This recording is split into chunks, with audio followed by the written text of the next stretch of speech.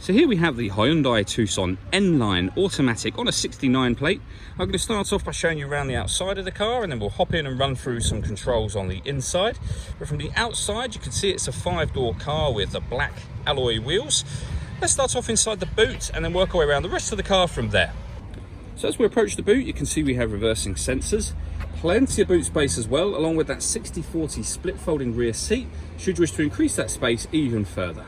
Okay, so we're just going to work our way back round to the front of the car, and then we'll hop in and run through some controls on the inside. But now that we've done a full circle of it, you can see it's in excellent condition the whole way around, and a really great looking car as well. Just briefly before we climb in, I think it's well worth seeing the interior from this exterior point of view. There's plenty to run through on the dashboard, so let's hop in and we'll do that right now. Okay, now that we're inside the car, we're going to start with the dials. On the left-hand side, we have the rev counter, and on the right-hand side, the speedometer and fuel gauge. In the middle, you can see the total miles for the car. They are 1,591. The information displayed above that can be changed using buttons on the steering wheel.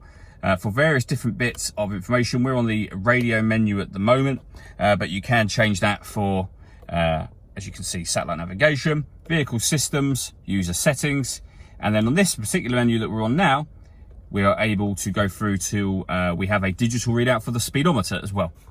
If we back out to the steering wheel, the buttons I was using just a moment ago are over here. We've also got cruise control and speed limiter over on that side. On the left-hand side, we have stereo controls and phone controls, including voice activation for the phone. You can only use the phone controls after such time as you paired the phone up. And that is done over on the touchscreen in the center just here. Amongst other things, of course, we're on the radio menu at the moment. You can see we have DAB, FM and AM radio. If you want to listen to your own music, you can do. Hit the media button. Nothing is connected at the moment as it's showing, but you can connect up an auxiliary device, a USB device. You can stream your music wirelessly via Bluetooth audio as well. And on top of that, this car has got Apple CarPlay and Android Auto as well. So plenty of ways to listen to your music overall in this car. We've also got satellite navigation. There's a full video that shows how this works on both our website and also on our YouTube channel as well. And if we put the car into reverse, you'll see that we have a full color reversing camera with guidelines showing you what direction the car is headed in relation to the image that you see on the screen. So it does make it very easy to park. Working our way down, we have dual zone climate control. So you can adjust the passenger and driver temperatures, the fan speed up and down. You can determine where you'd like the air to be distributed.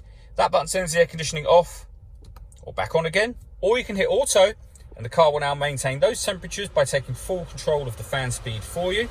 You can override that simply by readjusting the fans at any point in time you wish to, and then putting it back on whatever setting you want it on here as well. We've got heated driver and passenger seats, both with 3 different heat settings each. And then underneath that, 2 12-volt charging sockets, as well as the auxiliary and USB inputs. This pad will also act as a wireless charger for your mobile phone. So if you have a phone that can charge wirelessly, pop it on that pad and it will charge up for you. We then have the gear lever for the fully automatic gearbox with the N branding just there. We have an electronic handbrake. This button turns on or off the parking sensors. That's the auto hold function for the handbrake.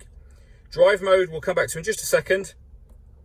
This one here is the stop and start. So this car's designed to cut out when it's stationary in traffic to save you fuel, but you can turn that system off as I've just done.